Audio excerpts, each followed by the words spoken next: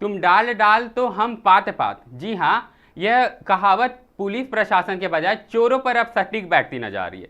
लगातार पुलिस प्रशासन चोरी करने वाले अपराधियों और छिनतई करने वाले गिरोह के खिलाफ रणनीतियां बना रही है और उन्हें पकड़ने का भी काम कर रही है, लेकिन चोर और छिनतई करने वाले अपराधी नए आइडियाज के साथ घटनाओं को अंजाम दे रहे। जी हाँ, अब शहर की सड़कें तो छोड़िए, अब गली गुच्चे भी सुरक्षित नहीं रह गए हैं। यहाँ पे साफ तौर पे ताजा मामला पुराना बाजार का है, जहाँ खुलेआम चोरों ने व्यवसायी से फोन छीनने का घटना को अंजाम दिया और वहीं पास लगे कैमरे ने ये सारी घटना को रिकॉर्ड कर लिया। तो पहले देखिए यह वीडियो।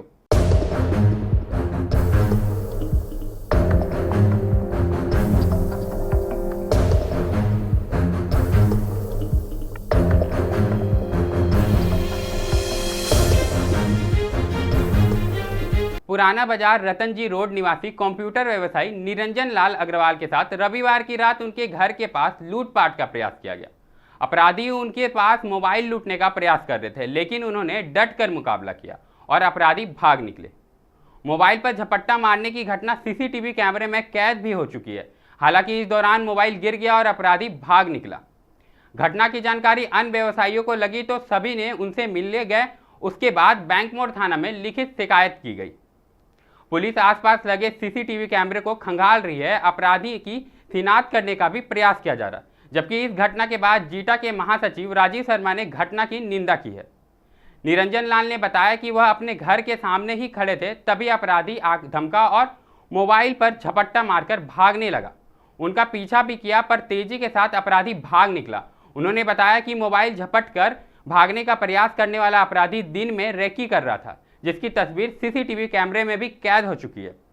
निरंजन लाल ने बताया कि आईटी के क्षेत्र में उनका व्यापार है। जीटा के महासचिव राजीव शर्मा ने भी पुलिस को इस मामले की गंभीरता लेते हुए तत्काल अपराधी को गिरफ्तार करने की मांग की है।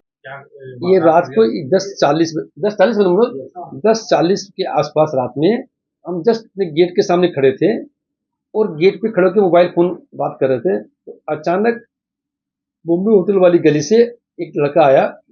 जो लड़का हमको बाद में मालूम चला वो रेकी किया और कम से कम 4 बार 5 बार उस जगह से अप डाउन किया है, जो रिकॉर्डेड हम लोग के पास में है। वो अचानक मेरे बगल में आके झपट्टा मारा और उससे थोड़ा सा आर्गुमेंट हुआ। आर्गुमेंट मतलब क्या, हाथापाई, मतलब मुंह से बातचीत हुआ ही नहीं। तो उस आनापाई करते करते वो मोबाइल गिर गया। तो मोबाइल को उठा के उसके पीछे भागे भी हैं, क्योंकि मेरे पास चप्पल थी, हम भागे, उसका पीछा भी किया अप टू स्टेशन रोड तक। उसके बाद एक लड़का खड़ा था, मुझसे पूछे किधर गया, तो वो हमको डायरेक्शन गलत बता दिया। उस डायरेक्शन पे वो नहीं भागा था, दूसरा डायरेक्शन में गया था।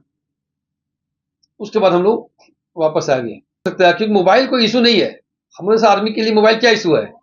मोबाइल कोई इशू नहीं है कि मोबाइल को चोरी करने आ रहा है, मोबाइल इशू नहीं है। मोबाइल आईटी से कनेक्टेड, इंफॉर्मेशन टेक्नोलॉजी से कनेक्टेड जितने भी सिस्टम्स हैं, हजारों हजार computers, networking, server, camera, biometric, ये सब लगाते हैं गवर्नमेंट कंपनी में। अभी फिलहाल किससे कनेक्टेड है? कोल इंडिया से सुबह दिया मैंने, और थानेदार साहब भी आए थे, प्रवीण साहब, बहुत देर रुके, पूरा भ्रमण किए, फोटोग्राफी किए। देखिए, ये तो क्या ना, अपराधियों के बड़े मनोबल को बताता है।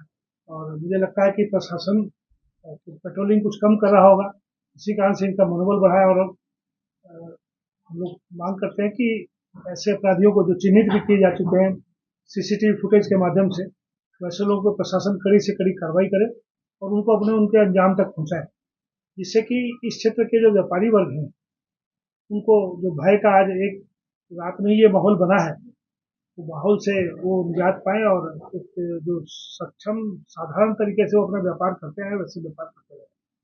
इस घटना से एक नेगेटिव मैसेज गया कि बेंगलुरु जैसे व्यस्तम इलाके और उसमें भी पुराना बाजार जैसे या बेंगलुरु जैसे इलाकों में जब घटना होती है तो स्वाभाविक चिंता का सबब बनती है। तो उस चिंता से दूर करना, मुझे विश्वास है कि जो बेंगलुरु के थाना प्रभारी हैं इस पर कड़ी कार्रवाई करेंगे, और अगर इस पर कार्रवाई नहीं होती है तो हम इसके आगे भी इसके लिए बात करेंगे, क्योंकि मुझे विश्वास है कि कार्रवाई लोकल स्तर पे होगी और जो छुटभइये लड़के होंगे यहाँ के लोकल होंगे या आसपास के होंगे उन पर कार्रवाई होगी तो उनका मनोबल टूटेगा।